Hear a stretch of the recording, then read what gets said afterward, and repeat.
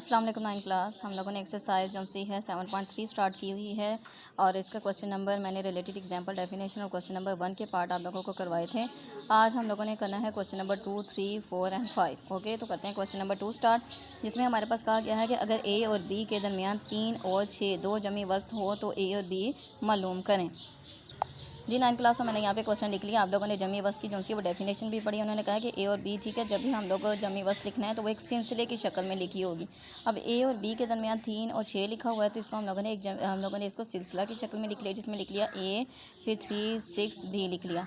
तो हमारे पास A1 आ गया, A2, A3, A4 ये आ गई जी हमारे पास। तो इस तरीके से हम लोगों ने जो मालूम करना है, ए की वैल्यू मालूम करनी है, बी की वैल्यू और डी की वैल्यू मालूम करनी है, क्योंकि इस वजह से कि हमारे पास यहाँ पे जो गैप आ जाता है, दरअसल वो क्या वैल्यू होती है, ये वाला गैप वो डी की वैल्यू होती है।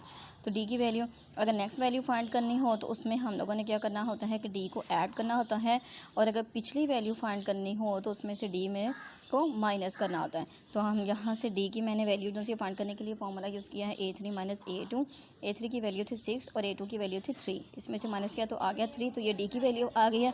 अब हम लोगों ने फाइंड करनी है ए की वैल्यू, ठीक है। इसको मालूम करने के लिए हम करते हैं जी 9 क्लास, मैंने भी बताया कि पिछली वैल्यू फाइंड करनी हो तो माइनस करते हैं, ठीक है, और डी को माइनस करते हैं, और अगर नेक्स्ट वैल्यू फाइंड करनी हो तो डी को ऐड करते हैं।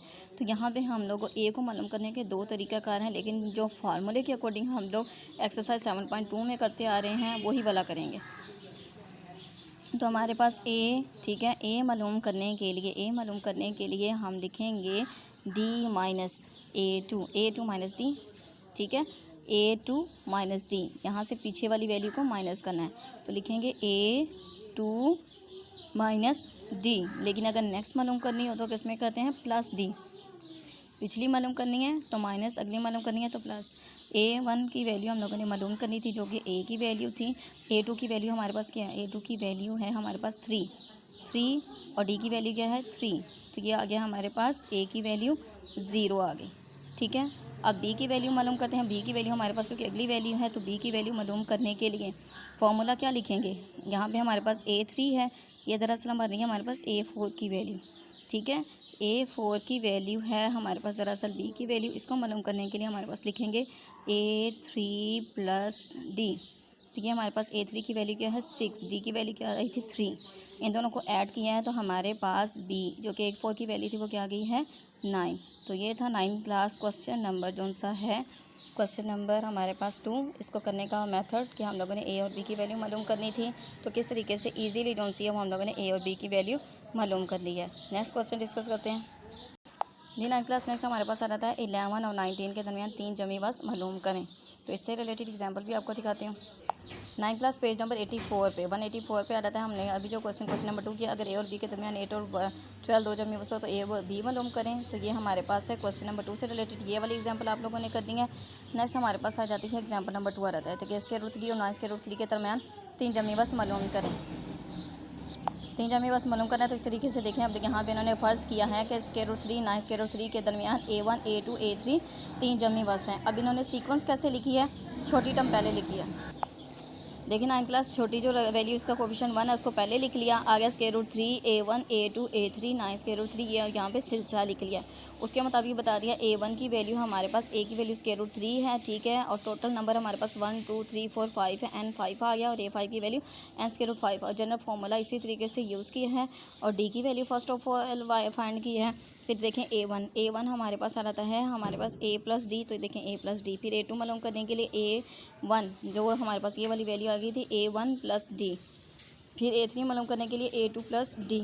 ये हमारे पास मेथड है, ये वाली आप लोगों ने एग्जांपल भी करनी है। तो हम नेक्स्ट करते हैं क्वेश्चन नंबर 3 जी 9 क्लास में क्वेश्चन नंबर 3 पढ़ा था, उसके लिहाज से मैंने यहाँ पे उसका सिलसिला जो सा उसकी सीक्वेंस लिख ली है। तो उन्होंने कहा था 11 और 19 के दरमियान 3 जमी वस्त मालूम करें, ठीक है। 11 लिख लिया, A1, A2, A3 और 19 लिख लिया। तो यहाँ पे हमारे पास टोटल टर्म जैसे कि ये A1 की वैल्यू, A की वैल्यू है, ठीक है, A2, A3, A4 and A5। इससे हमें पता चला है कि हमारे पास दरअसल ए की जो वैल्यू है A1 की वो है 11, ठीक है, और हमारे पास नंबर ऑफ़ टर्म्स जो सी हैं वो आ जाती हैं 5, और A5 की वैल्यू हमारे पास है 19।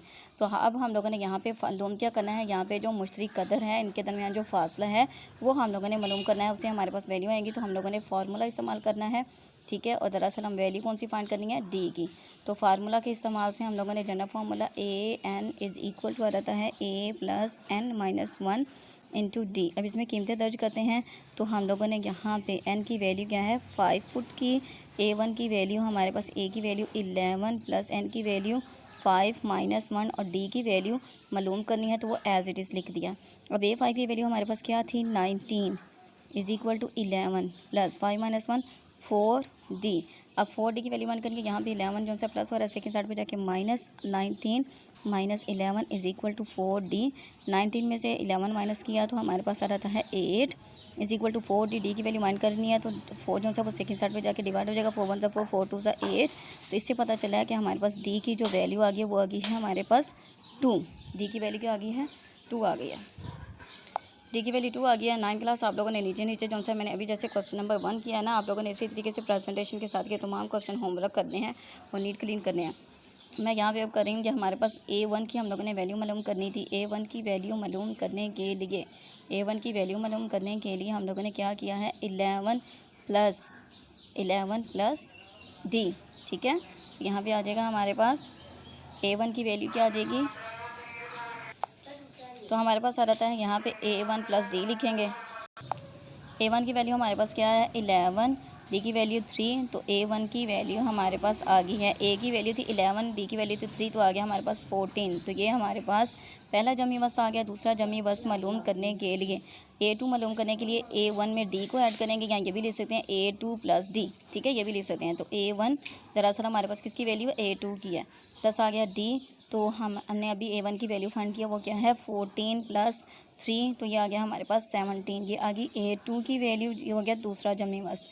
तीसरा जमी वस्त मालूम करना है, तीसरे जमी वस्त में लिखेंगे a3 जो अभी मालूम किया a2 प्लस डी। तो a2 की वैल्यू क्या थी 17 प्लस 3, तो a3 की हमारे पास वैल्यू आ गई है 20। तो ये था 9 क्लास मेथड फाइंड करने के लिए जमी वस्त, ठीक है। अगर हमारे पास कोई सी दो वैल्यू है, इसी तरीके से 9 क्लास आप लोगों ने जौन सा है क्वेश्चन नंबर जौन सा है 5 भी करना है, ठीक है। 5 और 8 के दरमियान 6 जमी बस मालूम करें तो आ जाएगा 5, a1 a2 a3 a4 a5, फिर ये आ जाएगा a6 और ये आ जाएगी हमारे पास वैल्यू, ठीक है। अभी मैं आपको करवाती हूँ क्वेश्चन नंबर 4।